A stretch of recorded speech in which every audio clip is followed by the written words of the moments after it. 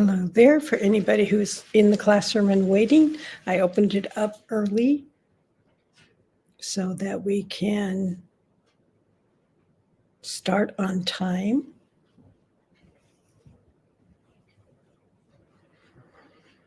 My tech guy is missing in action, so he left me with all sorts of instructions, and I just want to make sure that I'm not going to blow anything up.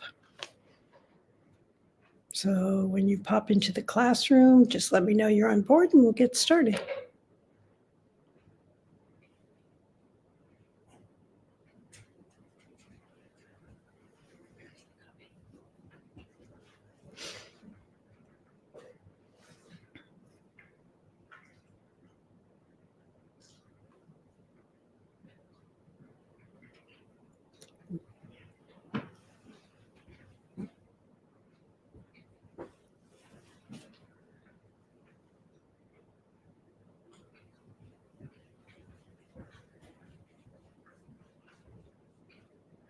For those who are listening to the replay, I apologize. It'll take a few minutes before we actually get started in the class itself.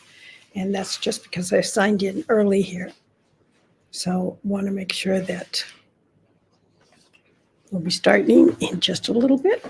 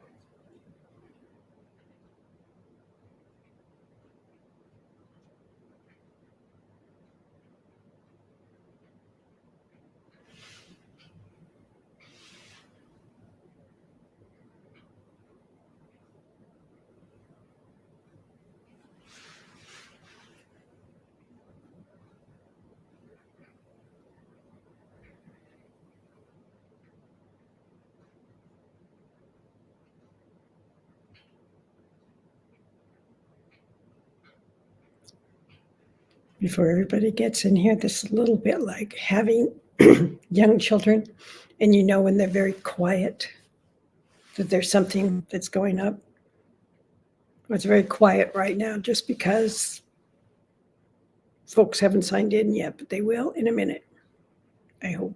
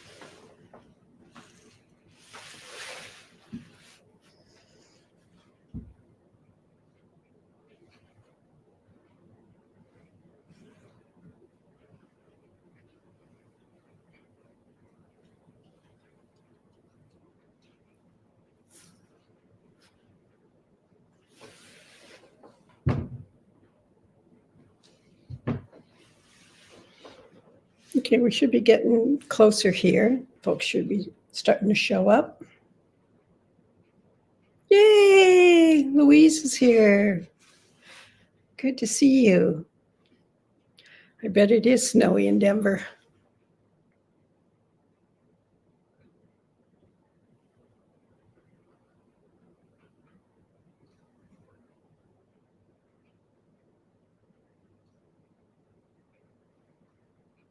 I was beginning to think that I was going to be the only one in the classroom here.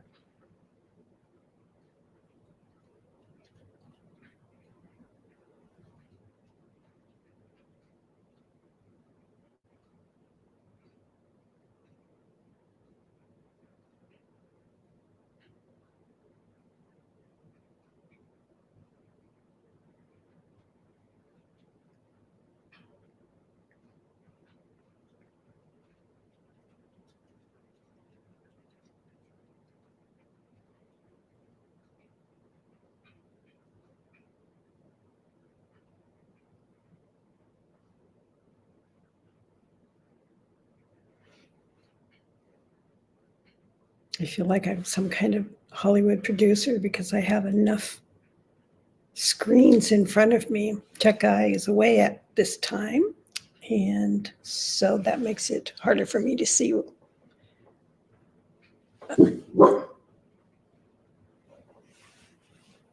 Okay, someone signed in, but I don't have your name here, but welcome.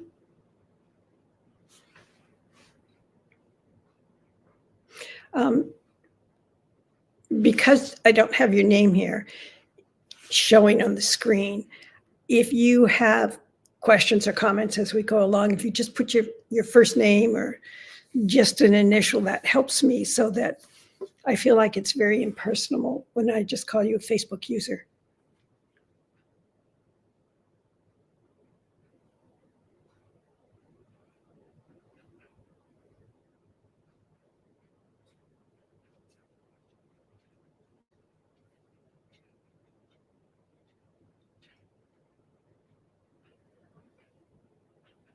Hey, that's Jan. Okay, excellent. Thank you. Jan, you just write Jan before your name, and then we can, that way, because there's always a couple of Facebook users. And so this way, you know, I'm speaking to you and answering your questions or concerns. So thank you very much.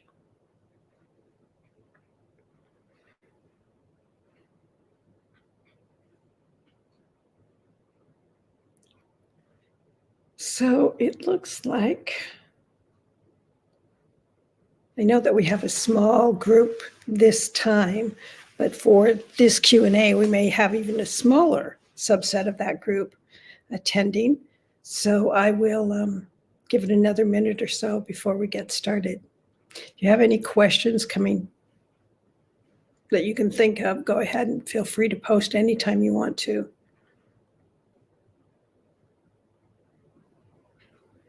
Otherwise, you get lots of personal attention here.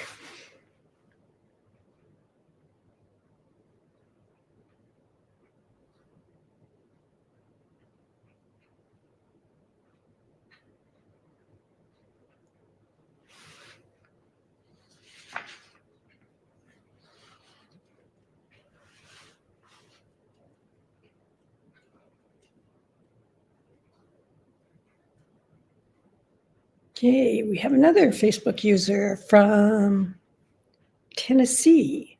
And what I just recommended to Jan, who her name is not showing up on when she posts, and you're in that same situation. If you just put your first name there, then I know who I'm answering, and it makes it so I'm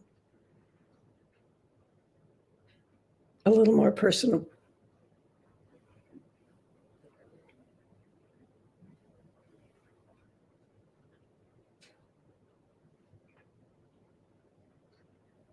Okay, Hope. All right. I was kind of guessing that it was you, but I could act like a frazzled parent and just call everybody, hey, you.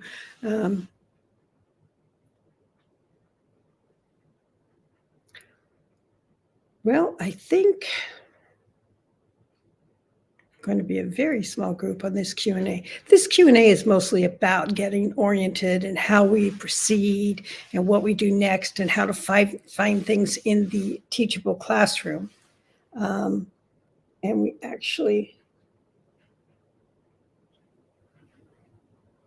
have to, because we're using Facebook for where you post your assignments and ask questions during the week, et cetera.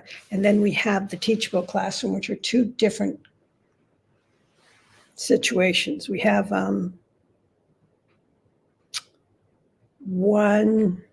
we have a couple of people who haven't even gotten into the Facebook yet. So I'm beginning to feel like a stalker touching base with people. I think we're going to go ahead and get started with the easy stuff. Just want you to be aware that if you go into the teachable classroom, there is in the first week, let's see, where is it?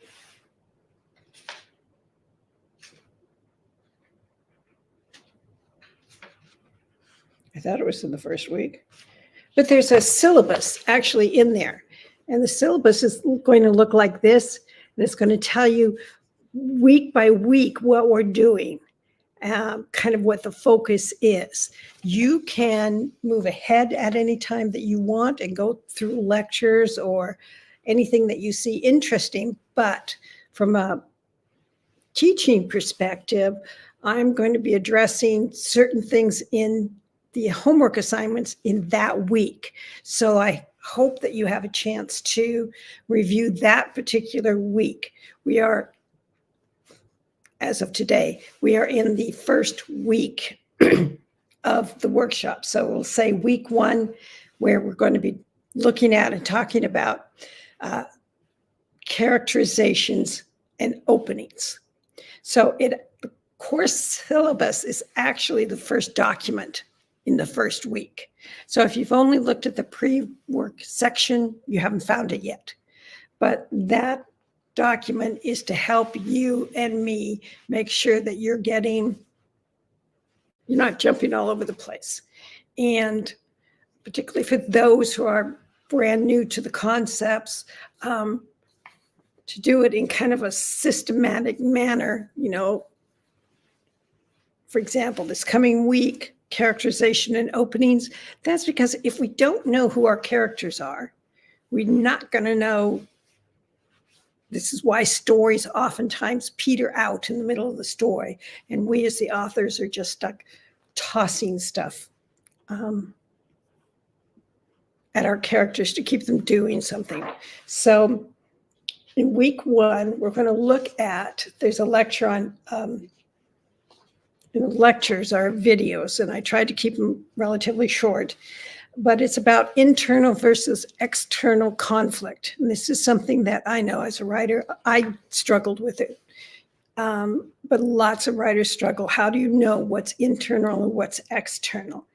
And it's basically internal art based on your feelings and your perceptions and your fears and your doubts and all those type of things. If you are saying he is feeling, she is feeling, you're in an internal conflict. The external conflict is something that an outsider can see happening to the character. So are they going to get this job or somebody else is going to get this job? One or the other is going to get the job. That's external. You can see it from a distance. So they may feel certain things about that job. That's the internal, but everything else is the external in a story. And particularly like Jan, when you're writing a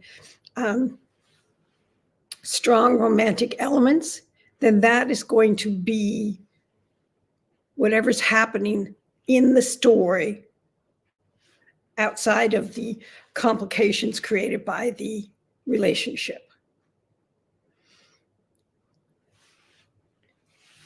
The other thing is that this week there is the list of 84 character traits, and it's just to give you examples.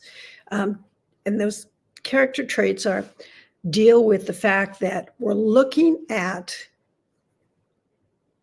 in romance, in mysteries, in sci-fi, in fantasy, in commercial fiction, we are always looking at the character growing and changing over the course of the story. If you're writing a series, it doesn't have to be a huge change for the character, just incremental. They may understand something a little better. They may think about some things differently because of what they've gone through in the course of the story. But we do like to see change. If you are writing more literary, you're not going to see that in a story. The character understands things maybe a little bit better at the story, but otherwise they don't change and grow. So here's the reason character traits come in handy. If you have a character trait and someone else butts up against it and doesn't really appreciate that particular trait, or has associations with that trait because of their background. So, for example, give a characterization. Sue is the heroine and Tom is the hero. When Sue meets Tom, she doesn't like something about him. She doesn't like that she thinks of it in a negative way. Now, Tom is not necessarily going to think that that trait is negative. We don't often think of our own traits as being positive or negative, but we don't think of ourselves in a negative way unless it is something that we've been told all our lives that you're too impatient. And we've got the message that that's a negative thing. So, and if we believe that about ourselves, it's going to feel like a negative to us. Except some point in the story, the character is going to deal with that, in that they see it as impatience because they have been told that they are impatient. But in another situation, it might be they're the one that's willing to do something about a problem rather than waiting for someone else to come and fix it. I have a new person in class. I'm here. Again, something I've told to others in the class. When it just says Facebook user on my end, if you have a comment or question, something like that, if you just, when you post, place your first name, unless you have a long one, so that I'm knowing who you are. I'm thinking that it might be Helen, but I'm not quite sure. So this way I'm not just responding to a Facebook user. And I'm sorry about that, but it's one of those picky things you have to deal with Facebook when you're the presenter or the one who sets a group up. I'm not supposed to see anybody's name. Yes, Helen, it is you. Okay, great. We haven't gotten very far. We're just talking about the syllabus that in the pre-work was just kind of getting the lectures, etc., was for you just to get a feel for the information. But in the week 1, there's a course syllabus. In the week 1, you'll see that course syllabus right there, and you can download it. It's a document. It's about 3 pages long, not very long, but that way you can keep track of where things are. Helen, we were just going, some of the things in this week 1 is that 84 character trait examples. And that's something that came up with a question in the Facebook group. And I mentioned that character traits. I created 84 traits. So it's like one trait might be someone thinks of themselves as strong, and another person sees that in a positive light as being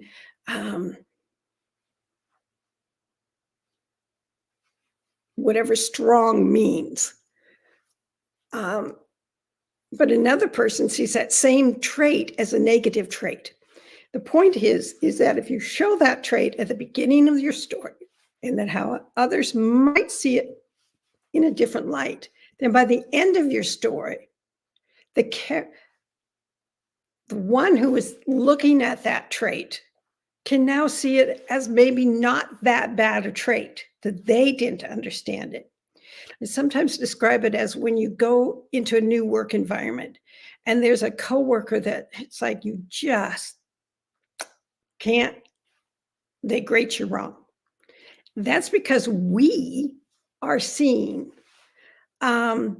yes, someone posted like Hillary Clinton being a nasty woman because she's strong and opinionated. Absolutely. She is strong and opinionated. But it is because nasty is clearly a negative term. But her drive, her determination, her willingness to step out, make decisions, and move forward can be seen by others as a negative thing. So at the end, Hillary does not change. What changes is our perception of Hillary. And it's either going to change to a positive way or a negative way. And that 84 characters are just the tip of the iceberg. So if you have a character and you think of them like X, whatever that is, someone give me an example of a character trait and just type it in the comments, and that can let us see how you do this. So you're not, oftentimes what we do as writers is we have someone who's considered a nasty woman at the beginning, and we don't define what that means. And thus it's seen as a negative throughout the story, but in reality, Helen Landroth uses the word determined. Okay, excellent. And Helen, all you have to do is put your first name because you're my only Helen here. So just to make that typing easier, if it helps you. So you have a character who's determined. Now, that's kind of a positive term. Someone else is going to see that determination as being stubborn or as being pushy or being aggressive. Those are all negative ways of looking at it. So the character may see themselves as being determined, which is a good thing from their point of view. But others seeing that same trait, that's like a flip, it's not the opposite, it is a nuance of the trait. So if you go in and you're working with a new coworker and it rubs you wrong because you think they're being aggressive or they're being pushy or they're being stubborn. By the end of getting to know them a little bit better, you could start seeing them as being, yes, they are determined, but it comes from a good place. It comes from this is a person that's going to get the job done no matter what. So that's how the same trait seen from different ways is how you can, right from the beginning, you can show that somebody needs that determined character. They give that determined coworker jobs that need to be done and need to be done in a certain time frame type of thing. So that type of throughout the story point of view character can see them from a different direction. And if you're writing in a first person point of view, or you're writing from only one point of view, others can reveal to the reader things about that character that the character themselves have not considered, that this might be a very nice character trait to have in certain situations. Does that help a little bit with understanding what those things are?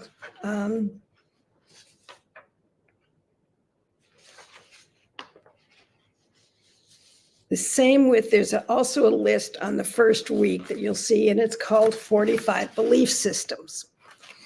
45 belief systems is what you're looking at when the belief systems are what is like our internal drive. It's what we create in our own world, and it's based on an if-then concept. And you can see this in real life. Oftentimes things are phrased or explained in a way that say,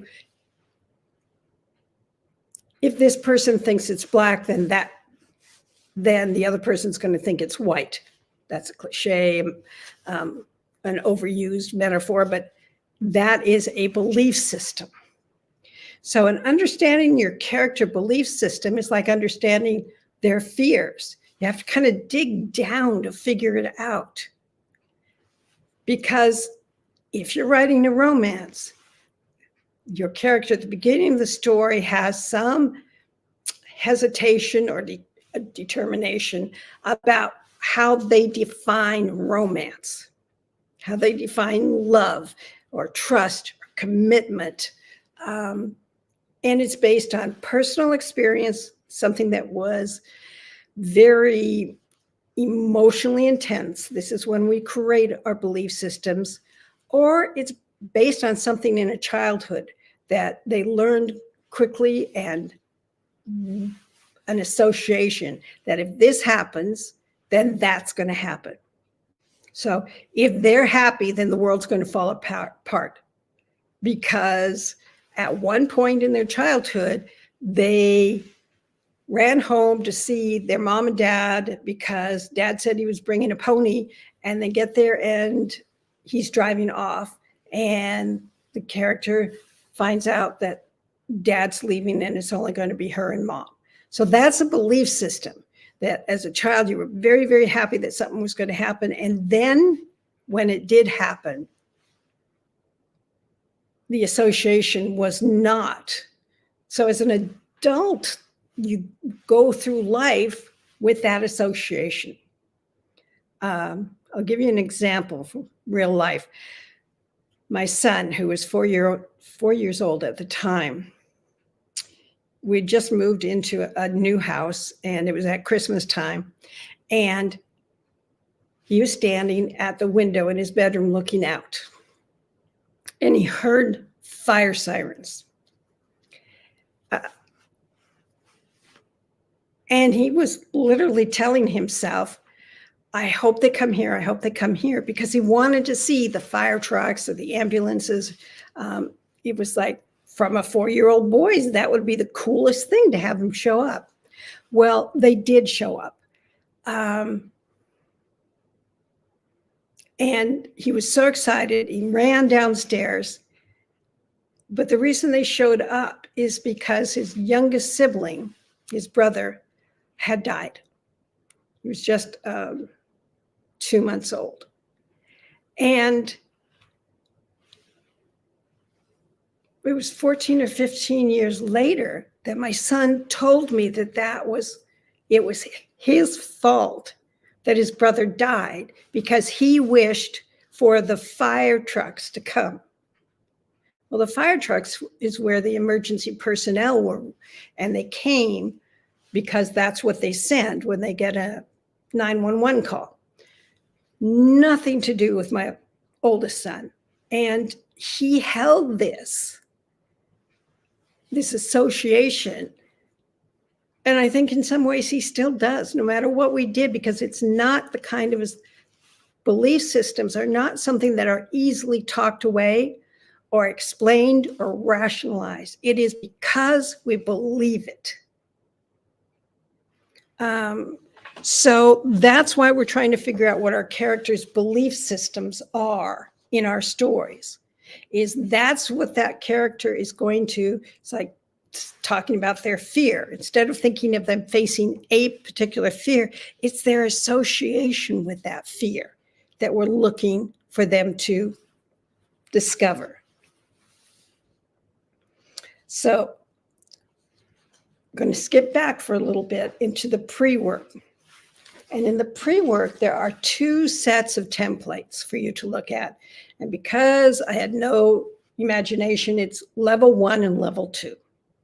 So I wanted to clarify here. Level 1 is you are writing, it's all about the romance. So Louise, you're writing a level 1. Hope, I believe you're writing a level 1. Ziona, you're writing a level 1. Some people, I don't know yet what they're writing, so I don't know what level they are. But for others, like Jan, you are not writing a level 1. You are writing a level 2 story. And it's not like one's more or better than the other. It's just what template do you use? And when you are writing a story that is about the external storyline, solve the mystery. That's very common in a mystery series or a mystery book, that the focus is on fix this external problem. Then the romance comes in and it adds complications. But the reader is not picking up that book specifically to read it to find out how the relationship ends. So when you're looking at what template you use, Helen, you're writing women's fiction. Women's fiction is one of those kind of big umbrella terms that can be used, everything from a woman's trying to find out who she is now that her life has changed for some reason. Now she has alone time or time that's not designated to a role that in the past that she handled, like the daughter a caretaker for the parents, and the parents have passed on. And that creates a redefinition of who a person is. So if the story is something like that, then it's a level 1 story. But if it is about her in a different way, trying to achieve something external to herself, it's probably a level 2. Now, I gave you a list of movies. And those came in the pre-work. And it's the second aspect, and it says movies to talk to before we start. Now, in this handout, and you can see in the templates, all of these movies, we've gone through and filled out all the templates. So if it's a level 1 story, like the movie Hitch, yes, there's external things that are happening in the story, but it's really about, does this couple get together? Must Love Dogs is a level 1 story. How Stella Got Her Groove Back, that is a level 1 story. I tried to pick movies that are a little bit older so you can find them easier. And some stories are clearly level 2. Aeon Flux is a level 2 because they're trying to save the world. Both her and him are trying to save the world. But there's also stories that are, one character has a level 2, but the other character has a level 1. And this example is True Lies. That's with Arnold Schwarzenegger, and much older. But he is a CIA agent, and he goes off around the world, and his wife doesn't know that's what he does. She thinks he has to do something with computers. And he goes off and he has these external goals. Well, his goal right now is to stop a terrorist group that have come to the United States to plan and execute whatever terrorists do, blow something up, destroy something. So that's his level 2. And his wife is not that at all. She's a level 1. So you can have both templates in your story, but one focuses more on the external. So Helen, she might be a level 2 because she's trying to save a struggling bookstore. That, it's not, if that's her, if it's all about what she's doing to save that bookstore, and then he happens to come into the situation and that makes it harder for her to focus on the bookstore, then it might be a level 2. But I have a feeling it's probably more a level 1, because you can have like in Hitch, he has his business that he's trying to run. And the female character in that story is a newspaper reporter for one of those newspapers that all about exposing things. That's just what they do. It's not it's Helen, in your example, if she doesn't save the bookstore, there's not going to be a lot of, well, there's going to be, the readers are not going to be happy about that in the area, but it's not a do or die type of situation at all. It's much more, in our stories, we use external things like that. I'm trying to keep the family home. I'm trying to keep parents out of the nursing home, whatever it is. That's just an external framework for the story, as opposed to if someone, the main character, does not achieve their goal, such as solve the mystery that leaves a killer running around. If they don't stop the terrorists, there's terrorist activity that's going to be happening. If they don't save the world, that's going to be a bad thing. So it's more a life and death type thing. It doesn't necessarily mean that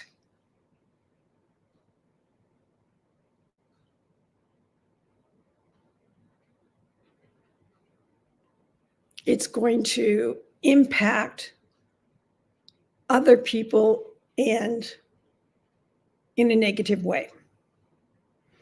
Okay, so I hope that helps a little bit, because it can be a little bit challenging. Hope, I'm going to use an example. I think it's your story, where you have a character that they want a particular job, or they want to find out a question about their past or about their relative's past.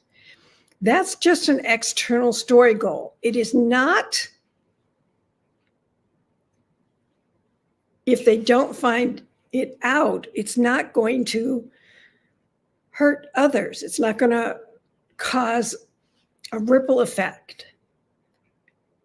It is just the external framework of the story.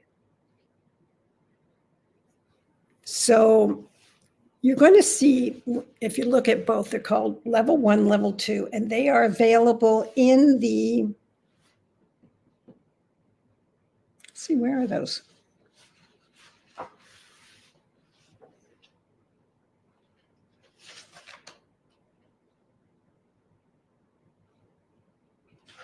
I thought they were in the beginning. All right, yes, they are. It says blank movie templates to download, level 1, level 2.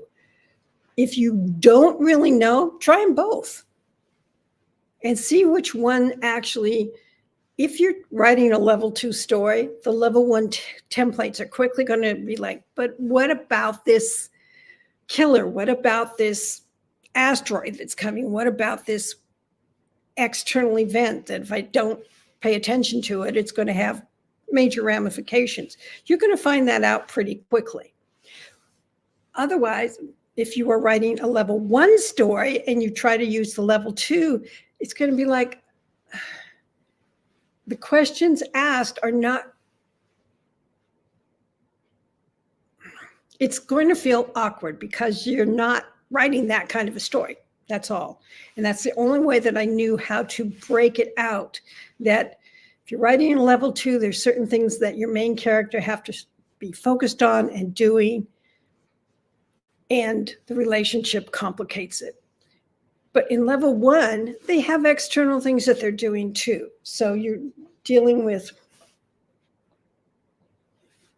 Princess Bride. That's a level 1 and a level 2. The level 2 is, now I'm going to forget the characters in that one, but the hero in that story, okay, I'm going to answer Hope's question here. I'm working on a contemporary romance about our heroine who avoids romantic relationships for fear of losing her independence. Yes, that's a level 1. That's a very clear level 1, because the minute you say it's about the romance or the romantic relationship, that's a romance. If you're saying my main character is solving a mystery and it's complicated by the relationship with the other, that's a level 2. In Princess Bride, the hero who comes back because he's heard that his true love is going to marry Prince Humperdinck. And he's coming back to stop that marriage. He doesn't know that her life is at risk if she marries. He doesn't know anything except that's his true love. So his thing is all about stop the marriage. Find out how he can do that. For her, though, her love interest had gone away, and she hadn't heard from him for 5 years or whatever it is in the story. And so Humperdinck asked her to marry him. She doesn't love him, but she'll marry him because she thinks, why not? I mean, I think she needs Valium or something in most of the story. But her story isn't, she's reacting to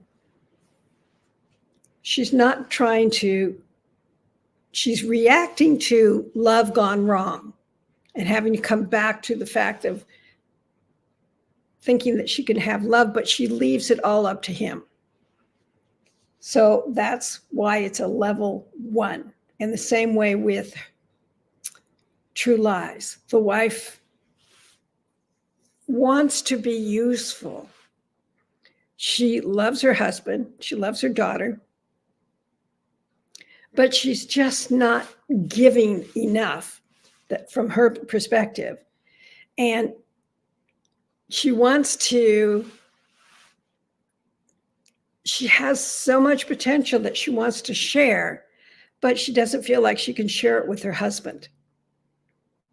And so it's all about her coming to find out that she thinks he doesn't even love her anymore because they've been married a certain number of years and they have a teenager and he's gone all the time. So only by mistake does she get involved in his world. And then she finds out she's pretty good at it. So she's a level 1, but it's not about her initially in the story trying to solve the world problem and stop terrorists. Okay, so there are those 2, 4, 6 movies to watch. You don't have to watch them all. Just find one that works for you to see how those templates are answered. They're written all the way through.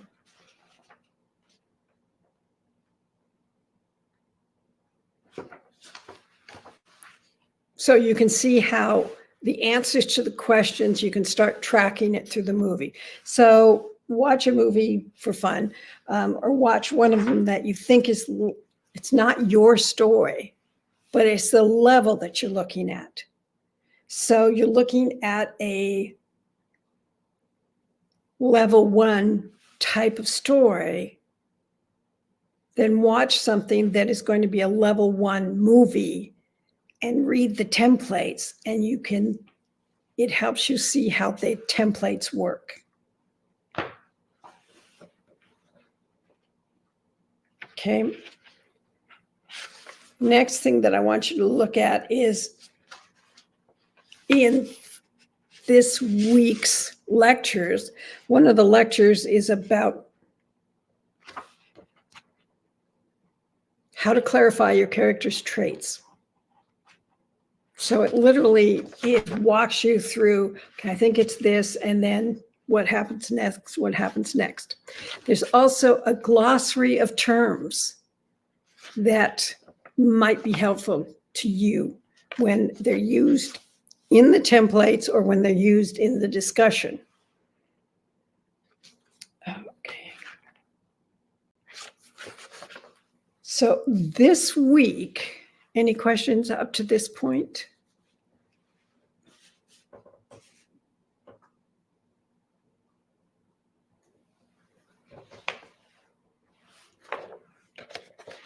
This week's homework, some of you have actually done it already, but hashtag EX1, the homework is determine, and that's in the week. So there's quizzes that are just for you to see if a lecture that you've just recently watched, you understand it or not. But the last thing in every week is there's the homework assignments. So there's the quiz there. Helen asked, do you recommend watching the lectures for the other level, the one that doesn't fit our story? Yes, because then you'll see why that movie doesn't track for what you are doing. And it helps you know better. In fact, I gave a list to you there's a bonus list in the pre-work section that says more romance movies. You can even pick one out of there and try to determine yourself, what kind of movie is that? Is it about whether they reach someplace or fix something or do something specific before a bad thing happens? Or is it more about they meet and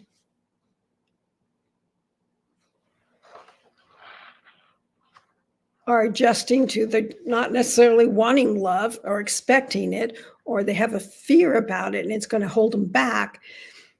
But that's basically what the story is. So Helen says, I meant your lectures. Do you recommend watching the lectures for the other level?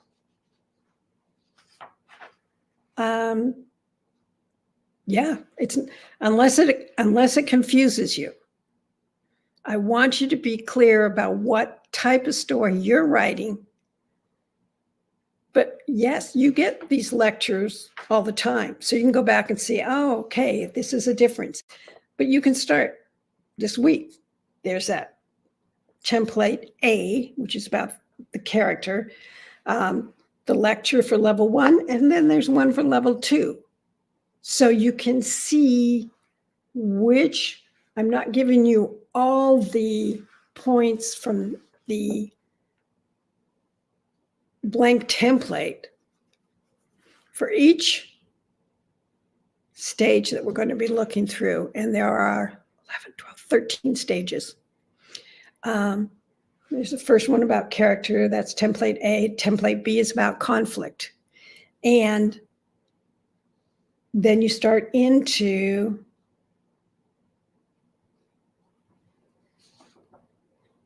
templates 1 and 2, which is the opening of your story and the inciting incident. And all of this is explained in the lectures.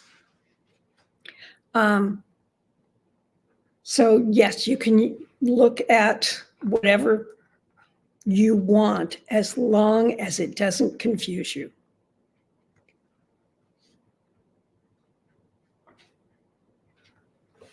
Okay, so exercise 1. Determine the type of romance that you have and which template, level 1 or level 2, fits your story. And then I'm asking what your story word count is. And the intention of that is to give you not to hold you into a rigid sense of, oh, this has to happen right now. It's a sense of where are you? Otherwise, as writers, we can tend to doodle over the parts that we really are interested in and find out when we're done that, oh boy, that took up a whole big chunk of the story. And this is where that could be tightened to bring you the whole story down to a word count that works for what your reader expects. And by reader, I mean editor or agent, or going directly to indie publishing, your initial readers. Okay, example 2 is where it starts getting difficult. It sounds very simple, but it's not. The exercise: clearly state your character's belief system. And state it as an if-then. If I love someone, then they will always walk away from me. If I love someone, then they will hurt me. If I love someone, then I will be disappointed. Whatever the belief system is. And the if-then is to help you tighten until you're really sure this is what your character is going to have to face to change this belief system by the end of the story. And the third homework, I don't always give you 3 homeworks, but these are pretty straightforward. Determine your character's strongest traits. Only 3 at the most. Because the more traits you give your reader to focus on, the harder it is for them to track. Just like in our challenge, when people would give, they're afraid of this, and they're afraid of that, and they're afraid of this, and they're afraid of that. And it was like, but how's the reader going to know that they're having to get, by doing this, it's getting them closer to which one of those 3 or 4 fears? That's the same with belief systems and your character traits. So, and then to help you see those traits, you can show them from other characters' point of view. So, just like Helen used the trait determined. Another character that determined, another character is going to see that trait as being stubborn, or as being difficult, or as being aggressive.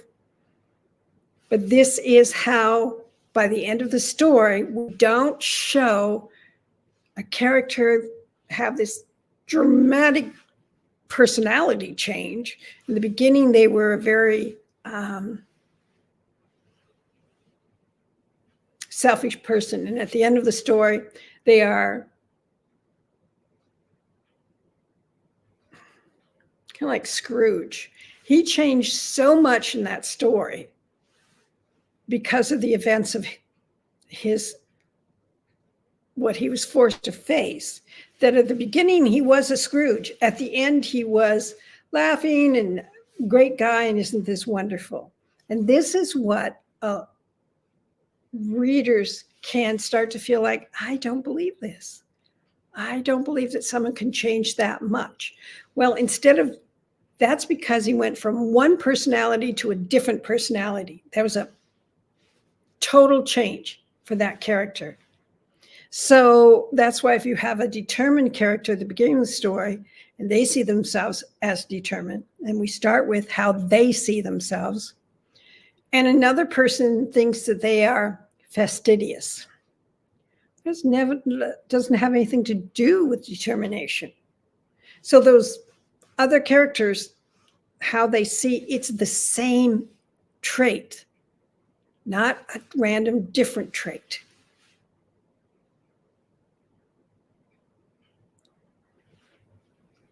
So those are the 3 exercises for the upcoming week.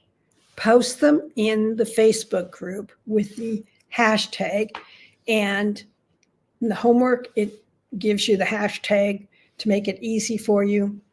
In many ways, the homework this week is the hardest you're going to have to face during the course of the story, because I'm going to challenge you to go deeper. I'm going to challenge you to look at, is this really who your character is? I've had students who, at the end of the story, the character was someone totally different. It's like, you can do that. But then what they had to do to make sure is go back through all the other templates now that they have an idea who that character is. So if you are a pantser and just not want to know what's going to happen at the end of the story until you write it, go ahead, write it.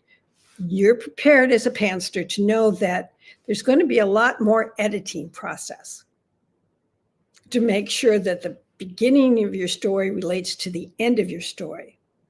And so for most pantsers, they end up chucking thousands and thousands of words,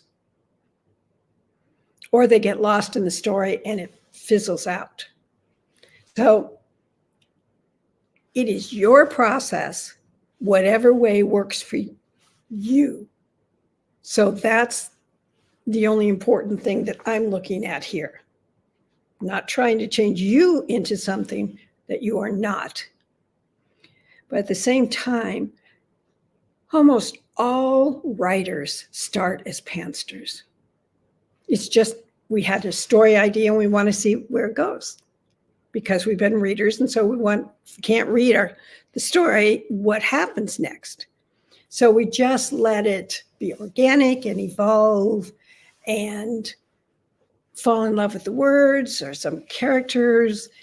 And at the end of the story, we might have a story, but it might also be lost because we don't have a story structure to it.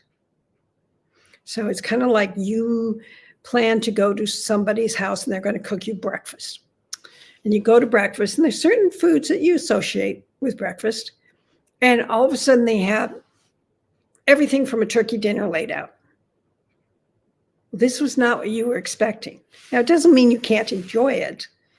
It means that, but if you only gave so much time to eat this breakfast before you had to run off to work,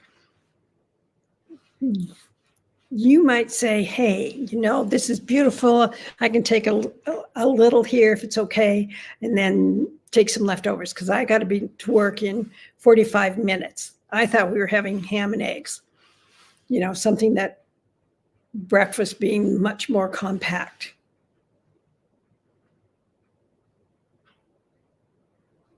And that's why we ask for the word count, is to make sure that as you're writing your story, you haven't gone off on a tangent somewhere because you found a shiny bauble and you just wanted to explore that. But if that's your process and you want to retain that process, you have fun with that bauble. Use the templates and the questions in your revision process. All right, any questions here?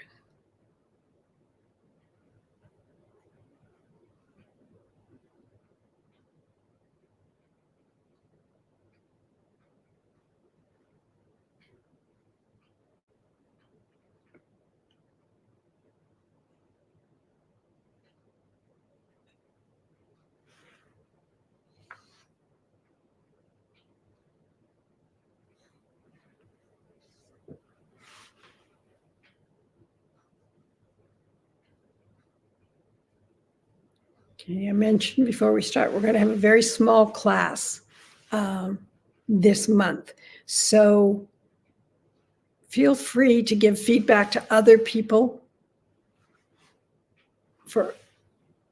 If you receive feedback from someone and they don't understand what you're trying to do with your story at all, don't worry about it. Just say thank you that someone took the time to read it and try to help.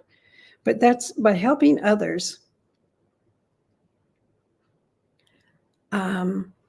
It's a lot easier to understand the concepts. Louise says, I'm curious about where you identify the character archetype in the templates. All right, Louise just went through the, 3 weeks of archetype class. I don't address archetypes in the templates. The archetype is addressed in the character traits. And this is why in that particular class, you have a list of what do they fear. That's part of their belief system. What are their strengths? That's part of their characterization.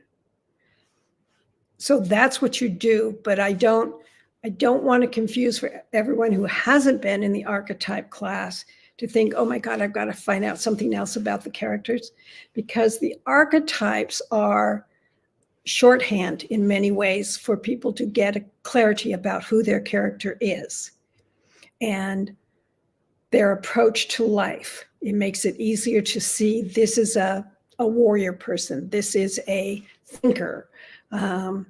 This is someone who's going to, the charmer is going to avoid real emotions because it exposes them, it makes it vulnerable. That comes out in the archetypes, but it also is revealed in their belief system and their character traits.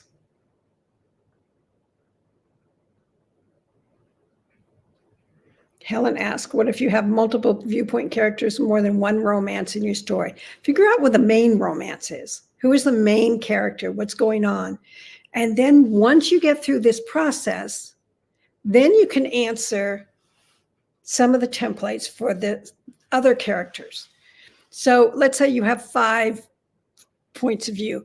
We don't need to see 5 points of view to see how others see that main character. You're looking at the primary storyline as opposed to, we're going to, let's see where it is. I think it's week 2. Yes, week 2, we're going to be talking about subplots and secondary storylines. Sometimes the secondary storyline is in there just to add texture and to reveal this is a couple that gets it and they can get together, or this is a couple that are going to show the reader how, if the main couple doesn't get their act together, this is what can happen to them. So that's where, if you're sending off to a traditional publisher, can be a small press, it can be a large press. If the book is too long, what is cut is the secondary storylines. But the subplots have to be there in the story to hold the story up. So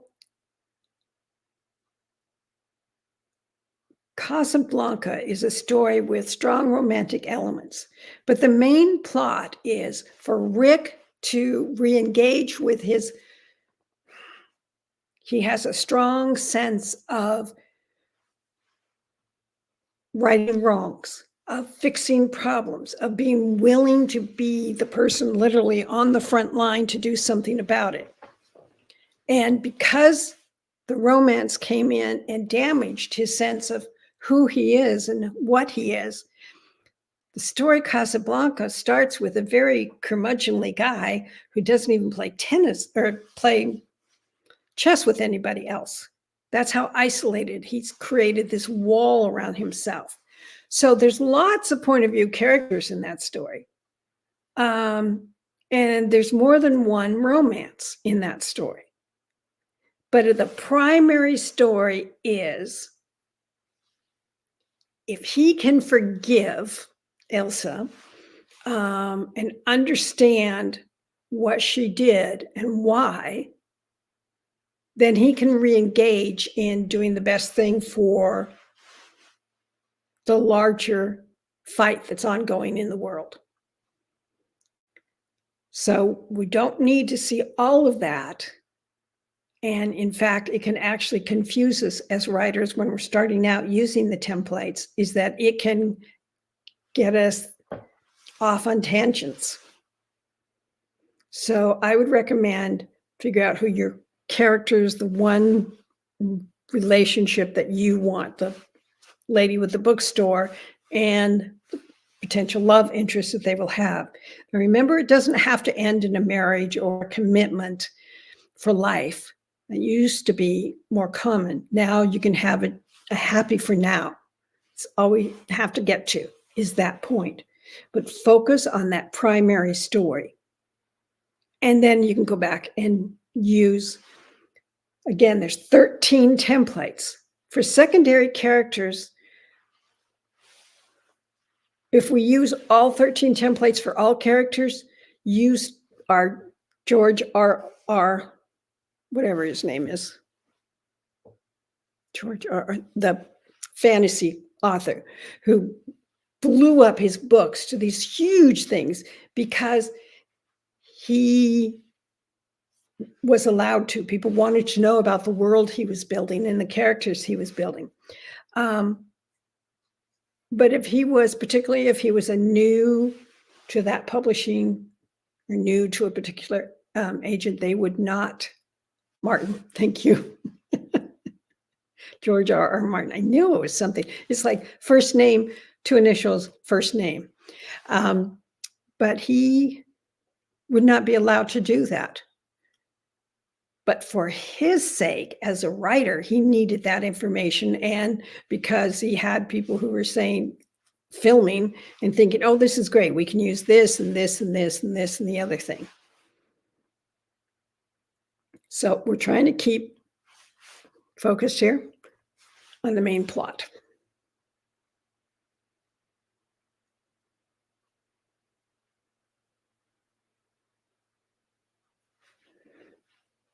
Any other questions here?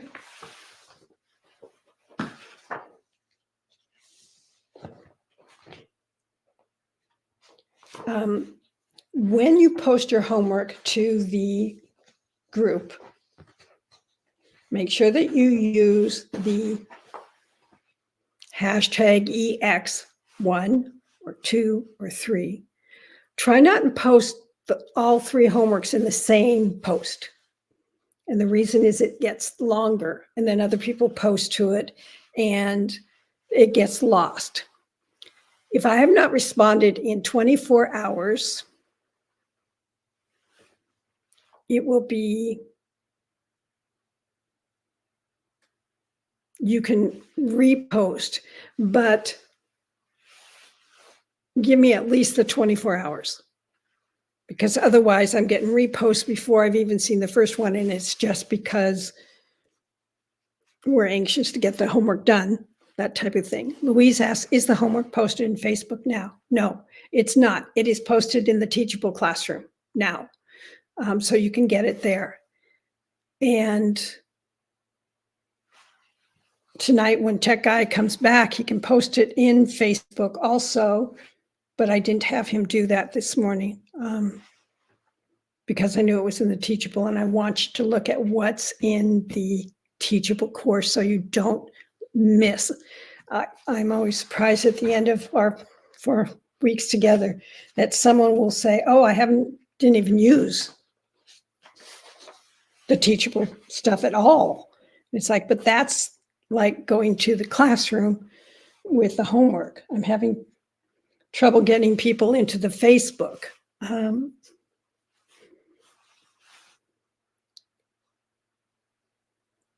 Helen, you mean we post our assignments in Teachable? No, you find them in Teachable, but you post them to Facebook.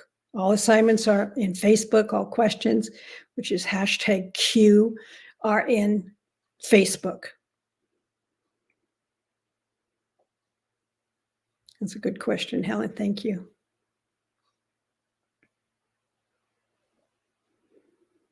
Okay, there's one other thing I want to quickly bring up. We get a one-on-one. That means me talking to you about your specific story or about your series or about life in general as a writer, any questions you might have. So it's an hour that you get that's designated not to things in general, but to your story. If you have not gone through using the templates yet, Jan, you haven't, it's going to be new to you. Betsy, it'll be new to you. Diane, new to you. Shelley, new to you. Jacqueline, it's going to be new to you. Ziona, it might not. And Jan, I ask you to get through starting week 2. Because at that point, you're going to get to, by that time, you'll start to understand how the templates work. And it's no longer just building up to that point. It gets to template 5, which is the story takes a change there. I want you to get to that point. For those that have already attended and used the templates, now it's Beth Ann, Louise, and Ziona, that might be you. Okay, Hope, that then they're new to you. So wait until you get through the lectures on week 2. But for Beth Ann and for Louise in particular, and Ziona, if you have done it already, we can set up your appointment. It's just any time between 10 a.m. Pacific, which is West Coast time, and about 10 a.m. in the morning to 9 p.m. in the evening. I can call you at any of those times on the West Coast, but I need you to tell me, give me a date that you might, 1 or 2 dates that you might be available and a time that you might be available so I can check my schedule, and what time zone you're in so that I know where I'm not calling you when it's 1 in the morning and you thought I was calling you at 9 or 10 at night. So Hope using the templates is new. So we'll just set up that and I'll talk about it each Q&A that we have here. The Q&As are simply to help clarify questions, to if something's come up, and you can always post it to the Facebook using #Q. But sometimes the questions are much more involved and you end up with a response like this. So sometimes talking, then getting a little feedback from you, I can understand, okay, that's not what you're saying this. It's kind of like the longer you've been writing, the more that you realize that as writers, we have a tendency to use about 11 words, and we use them multiple ways. You'll find that when we get to scene at the end of the 4th week. I don't know why we do that, but we do.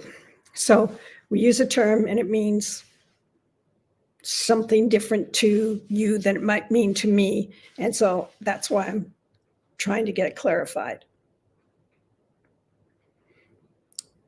So we've gone just a little bit over our time frame. I try to be respectful of that so that when you're watching it as a replay, and it will replay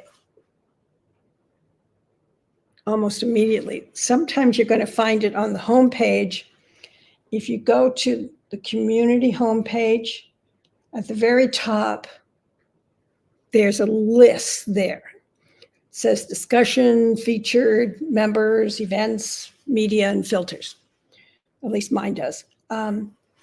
Sometimes the replay shows up in the media section. Sometimes it just shows up on the main page of our group. And again, everything posted on there, everything, the replays, etc., and everything in the classroom is yours to use. So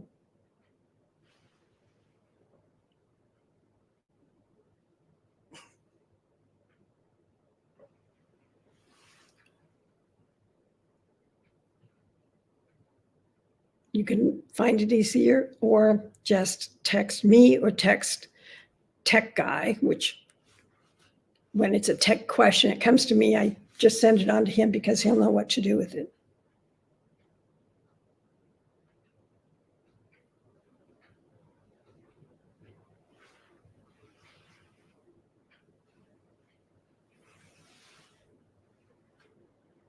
Okay, any other questions here?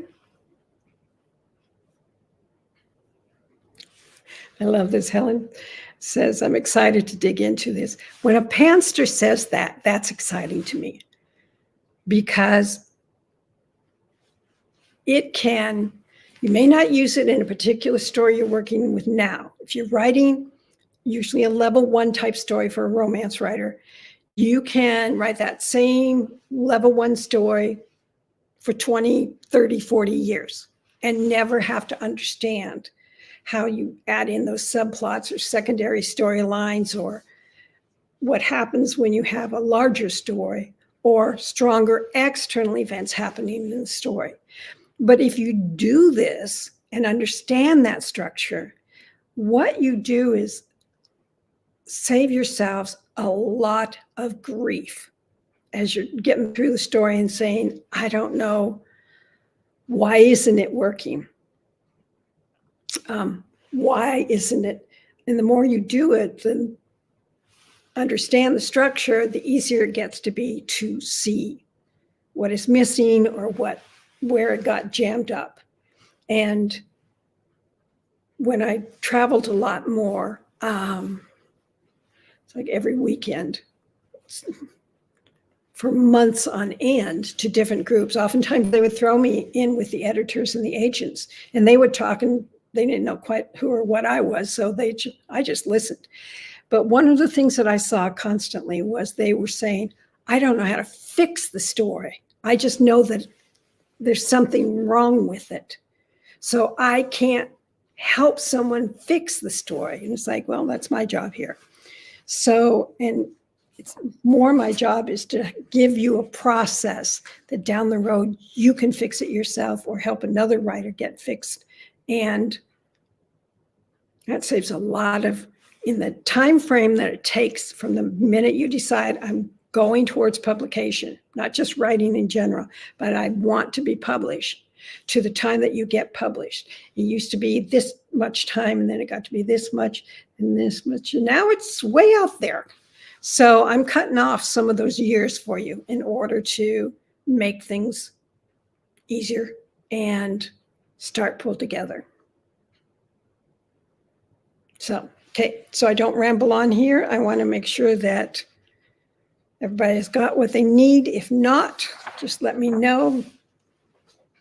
Hang in there.